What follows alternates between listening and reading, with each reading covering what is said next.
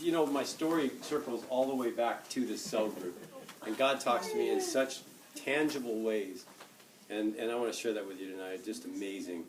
I had a, I was born on a chicken ranch in 1961, and my grandfather was a Mennonite minister, so he built the church in Upland, and so we were, you know, very close community, but a lot of potlucks and things like that. Anyway, so he died when I was about 12. I never really knew him. Wow. But there were some things that happened, and you know, just a lot of tension and a lot of things like that were going on. And I really just got a resentment to God at an early age. Even though I loved him my own way, but, you know, just had this mistrust of the church. But anyway, went through my life probably going to church, but not really trusting in God, okay? Just really in that, you know, at least outwardly. You know, I was very successful in whatever I did.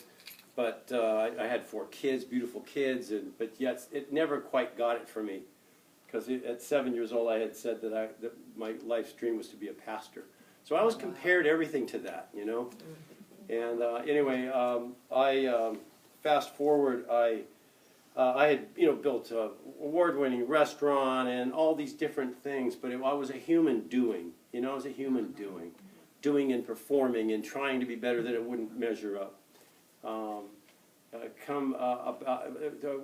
Actually about 1997, through a crazy story, I lost my kids, or my ex-wife took my 3 kids, and so that was really the proof that God hated me, you know, and so, you know, that was this kind of stuff that was going on. I spent a lot of years in recovery, you know, trying to figure out, or in personal development too, you know, trying to figure out that thing I was missing, you know. And I went to church, but again, I was always with a, you know, stay away.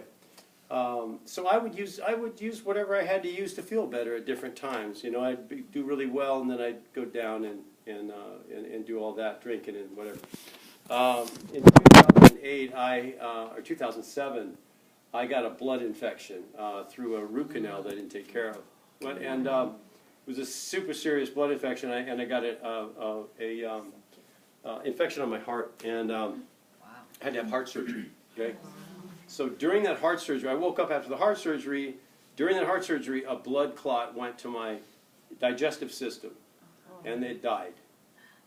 So they put me into a medically induced coma, and said that I had to have operation. Well, they basically they left me to die because you know, they said I'd never have quality of life and all that. So I had no digestion. They put me in a coma. And I remember waking up to my mother's voice, and she was saying, wake up, it's time to say goodbye. Mm-hmm. And I opened my eyes, and there I was on a respirator, my whole family in front of me, my kids, and they were crying, so I knew this was kind of serious. Mm-hmm. And my mom said, it's time to say goodbye. You're going to die tonight. Mm-hmm. And so I wrote chants, you know, I wrote die, D-I-E, and, you know, on a piece of paper, yes, you're going to die tonight. And I'm like, wow, I'll tell you, that's a feeling, you know. Whoa. I wanted to rip the respirator out. I wanted to tell my kids, you know, just speak to them and say, don't do what I did, or don't, you know, just please. I couldn't believe it was over. And so, you know, the point was I couldn't speak, so I wrote D-I-E. The doctor said, yes, you're going to die. I said, chance. He said, I give you a 3% chance you'll live more than 12 hours. Whoa. Now, that was like, and then, you know what I thought? I thought, well, 3% is pretty good. I really did. I'm like, optimist, right? Anyway, so that night, I said goodbye and all this.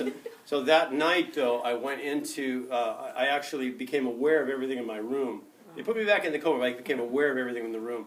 And I was suddenly in underneath water, like maybe 100 feet below the water, and above me was light, and beneath me was darkness. But it was more like separation, okay. And I knew, you know, something was going on, and I could hear all the machines in my room going beep, beep, beep. Well, then I started to sink down. I heard the machines going beep, you know, tone beep. And so I thought I was dreaming. So I went down. Then I swam back up, and they started going beep, beep, beep, beep. So I thought, let me try that again. So I did it. I thought I was dreaming. So I did. I went back down, you know, and then I swam back up, and then I started realizing this is not a dream because I could hear everything.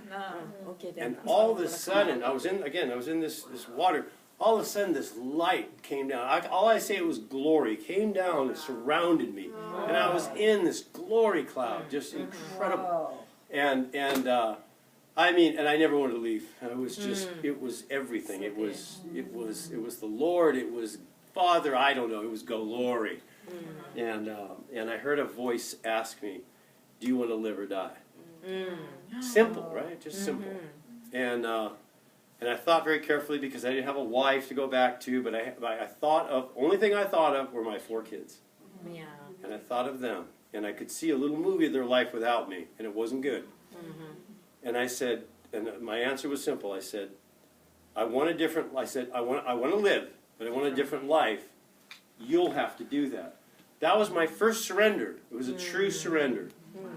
And so for 10 days I was in a coma, and I came back to life. Actually, they were trying to wake me up, and they couldn't wake me up. And then my oldest daughter could finally come. She had the flu. Walked in the room. As she walked in the room, I opened my eyes and came to life in her arms. So what a poem, right? That's kind of what this is all about. Well, anyway, the problem was I woke up with no guts, no way to digest food. And so I ended up where I couldn't ever eat again. I was on TPN solution for life. Prognosis was absolutely impossible to eat ever again, because they cut it all out. Okay, all the way down to about that much.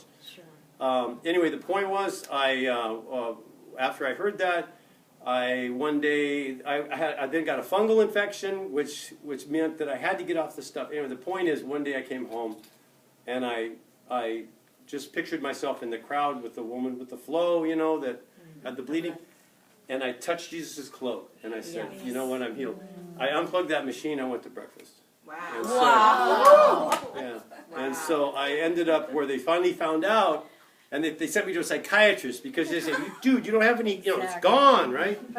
And so I had to go through all that. The point was that then I had another fungal infection. I had to have another heart surgery. These are all blessings, though, because in this whole time I could learn how to be still.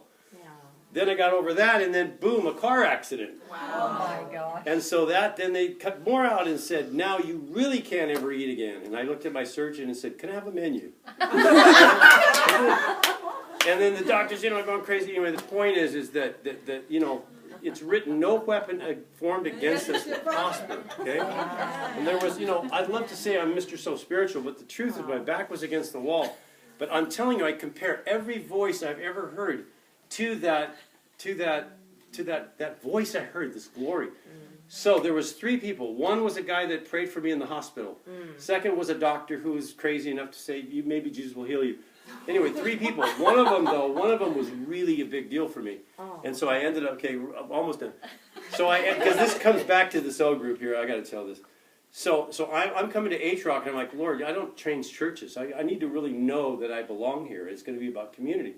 So I showed up to this group, and here's a potluck. I'm like, "That's cool. Oh my gosh, I've been praying for this forever." And I met Daryl. I really just want a potluck, not another workbook, guys. So anyway,